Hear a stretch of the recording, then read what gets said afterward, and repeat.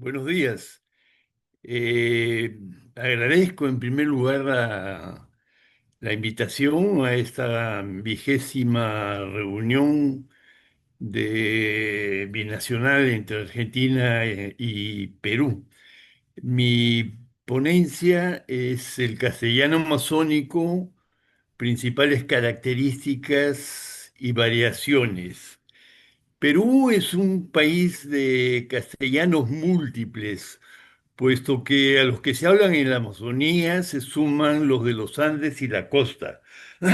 Una característica común a todos ellos es el aporte de las lenguas indígenas, vigentes unas y desaparecidas otras, que influyen en su vocabulario, sintaxis y fonética. En esta ponencia intentaré explicar las principales características del castellano amazónico. El quechua y las lenguas del tronco tupí son las que más han influido en la formación del castellano regional amazónico del Perú. La primera ha tenido dos vías de entrada a la región de Loreto. Son los ríos que descienden desde los Andes ecuatorianos y la segunda es el río Guayaga, que nace en Pasco, en los Andes peruanos, y vincula Loreto con provincias y distritos de habla quechua de San Martín. El tronco tupí ha estado representado en Loreto por cuatro lenguas, cucama, cucameria, semejantes entre sí, y Omagua y Yurimaguas, ya desaparecidas. En el caso de las palabras provenientes del tronco tupí, puedo señalar una cierta especialización de estas para designar especies de flora, de fauna, las artes de pesca y de caza y algunas prácticas culturales, aunque en menor medida también otras lenguas indígenas influyen en el castellano regional, como el shipibo, el iquito y el ayánica. El castellano hablado por una buena parte de la población amazónica en el Perú no es solamente un conjunto de palabras curiosas para designar objetos, lugares, creencias y prácticas culturales particulares de la región. Es en cambio una estructura lingüística organizada con características y normas que, aunque no estén escritas, se articulan para expresar la vida social y cultural de la población amazónica del país. Hablar de castellano amazónico induce al error de pensar que toda la vasta región amazónica peruana se habla únicamente una variante del castellano, algo que no es cierto. En realidad existen varios castellanos amazónicos, como lo he sostenido en otro trabajo, incluso en las zonas donde esos castellanos son más parecidos, también existen variantes. Los estudios sobre las particularidades del castellano amazónico se han centrado en aquel hablado fundamentalmente en Loreto. Para algunas de las otras regiones solo existen vocabularios, entre ellas el caso de Amazonas, de Bagua, de San Martín y de Ucayali. Ciertamente también se han elaborado vocabularios para el castellano regional de Loreto, algunos muy completos, y sobre lenguas indígenas de esta región que aportan léxico a dicho castellano, entre las cuales menciono las obras de García Tomás, con 8 volúmenes publicados entre 1993 y el 2000, sobre la mitología y cultura del pueblo Shawi, las obras de Riva sobre trampas de caza, técnicas de pesca y concepciones mitológicas del pueblo Cucama, el trabajo de Rodríguez Linares y el muy completo léxico de Tobar. La ausencia de trabajo sobre el tema que me ocupa es total en los casos de las zonas selváticas de regiones más conocidas por su geografía y demografía andina, aunque en ellas se ubican las fuentes más lejanas que forman la cuenca amazónica, como son Cusco, Ayacucho, Junín y Pasco. Madre de Dios es un caso particular, ya que si bien su medio ambiente es amazónico en su totalidad, La mayoría de su población es relativamente reciente y procede de las regiones vecinas de Puno y Cusco. En esta ponencia abordaré fundamentalmente el caso del castellano masónico de la región o departamento de Loreto, porque como he dicho, no existen estudios sobre el castellano de las de las otras regiones que permitan establecer diferencias en las hablas de la población de unas y otras.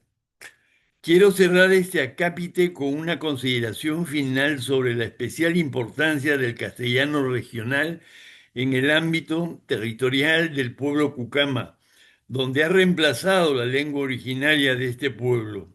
Allí ha adquirido la mayor vigencia y riqueza para dar cuenta de la vida social y de las concepciones y prácticas culturales propias de este pueblo, que se desarrolla en ambientes acuáticos de grandes ríos y de cuerpos de agua de diferentes características y denominaciones, así como de las diversas técnicas para aprovecharlo. De este modo, se ha convertido en un elemento de identidad del pueblo Cucama, porque expresa su mundo de creencias y de relaciones sociales, así como las particularidades del medio ambiente en que se desenvuelve la vida de este pueblo. Considerando de esta manera, es exacto afirmar, como lo hace el lingüista Gustavo Solís, que el castellano regional es una lengua indígena. Defino en términos generales qué es lo que entiendo por castellano regional amazónico. En lo que concierne al vocabulario, el castellano regional está compuesto por términos provenientes del propio castellano y de las lenguas indígenas, por vocablos que resultan de la combinación de palabras de dichas lenguas y por aquellos que, siendo iguales en su forma, tienen diferentes significados. Más adelante daré algunos ejemplos que ayuden a comprender cada uno de estos grupos. Es común en el castellano amazónico la repetición de palabras para acentuar el efecto, que puede ser de significado o un simple efecto onomatopeico. Esta repetición puede ser de palabras solo en quechua o solo en castellano, o que combinan las dos lenguas. Así, en el caso del quechua, chuya chuya sería limpio limpio, usado para calificar algo muy pulcro. Mishki mishki, dulce dulce, a algo muy almibarado. En el caso del castellano, llevo llevo se refiere a un vehículo motorizado que transporta pasajeros y peque peque, vocablo onomatopeico, alude al sonido de un tipo de motor estacionario adaptado para impulsar canoas. Por último, susto manchari es una expresión en la que dos palabras indican lo mismo, aunque una en castellano y la otra en quechua, susto o miedo. El castellano regional amazónico no es ajeno a los peruanismos. De esta manera existen palabras como arrochar, despreciar a alguien, aquisito, indicador de proximidad de algo o de alguien, calato, desnudo, mancha, grupo numeroso de personas, ñecazo, golpe fuerte y otros. Debo aclarar que el hecho de que sean vocablos importantes en Loreto no supone que siempre sean de empleo exclusivo en esta región. Por el contrario, muchos de estos términos se emplean también en otras regiones del país e incluso en otros países, como balsa, peje, totuma o machete, por mencionar solo algunos. La lengua con mayor influencia en la formación del castellano de Loreto es el quechua. El lingüista Alfredo Torero, en un trabajo ya antiguo, ha señalado el proceso seguido por esta lengua para llegar, después de varios siglos, a Loreto. Mediante lo que él denominó comercio lejano, antiguos comerciantes llevaron la lengua quechua desde el señorío de Chinchay, en la costa sur del Perú, hasta las costas de Ecuador, donde intercambiaban sus productos por la muy valorada concha del molusco bivalvo Spondylus. Siglos más tarde, durante la época de la expansión del Imperio Inca, el quechua alcanzó los Andes ecuatorianos y desde allí descendió a la Amazonía peruana por los ríos Santiago, Morona, Pastaza, Corrientes y Tigre. Durante el virreinato, los jesuitas hicieron esfuerzos por difundir su uso como lengua franca en Mayna, a fin de facilitar su tarea evangelizadora. Una vez implantado el quechua en las partes altas de los ríos ecuatorianos, esta lengua comenzó a reemplazar las lenguas locales habladas por pueblos amazónicos de diversas familias lingüísticas. La propagación del quechua hacia la Amazonía recibió un último impulso durante el auge de la explotación de la goma silvestre, periodo que se inició a finales del siglo XIX. En ese tiempo, los patrones desplazaron población de habla quechua a través de los ríos que antes he mencionado hacia el Perú para dedicarla a trabajar en la extracción del látex. Con la misma finalidad, también trasladaron población quechohablante desde los departamentos de San Martín y Amazonas hacia Loreto. La presencia del quechua en el habla amazónica se da a través de diversas maneras.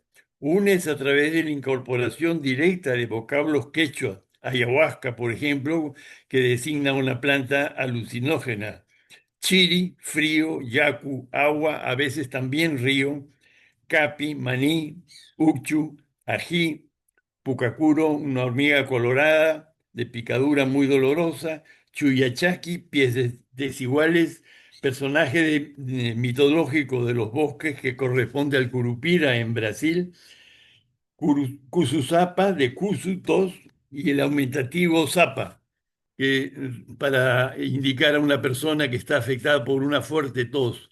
Cachi, sal, alpacuro, de alpa, tierra, y curo, gusano, un tipo de gusano de tierra, aunque la palabra curo también designa hormiga y en general insecto.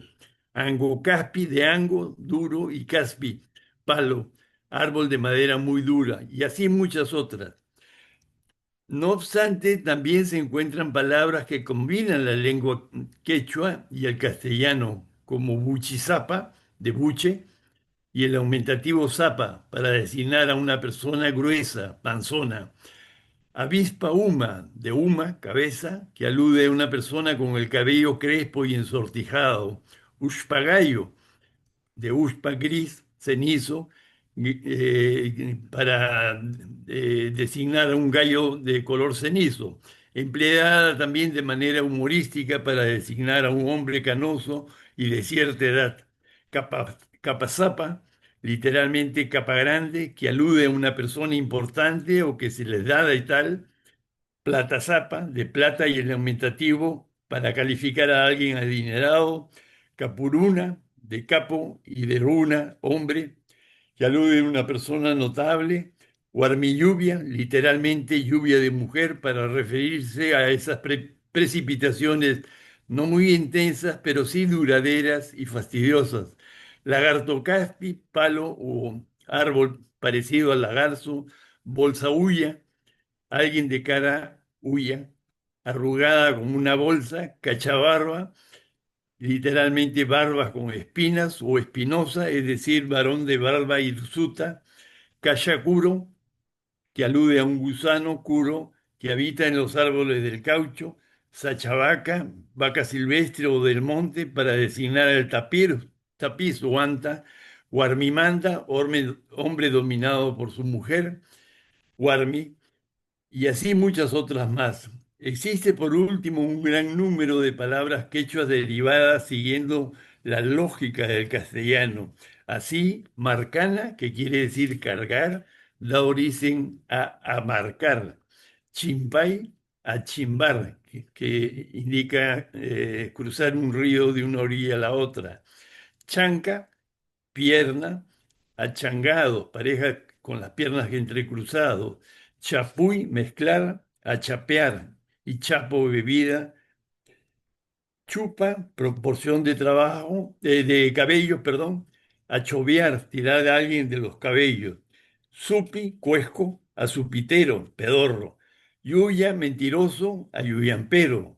Minca, trabajo colectivo, a minga y minguero. Personas que participan en dicho trabajo. Iñaui, ojo, añauinchar, mirar, observar, entre otros. Muchas otras palabras. Aun cuando el cocama y las lenguas del tronco tupí han dejado de usarse en la comunicación cotidiana, ellas se mantienen de manera indirecta a través de otras estrategias. Una de ellas es el vocabulario que han aportado al castellano regional. Las palabras de origen tupí del castellano regional se refieren principalmente, aunque no exclusivamente, a la flora y fauna, a los ambientes naturales y a ciertas prácticas culturales. Así tenemos a Caraguazú, de Acara, pez, y Guazú, grande. Arazá, de Arazá, árbol y su fruto. Aradú, de Arabú, masa preparada de farina y huevo de tortuga taricaya, una tortuga acuática.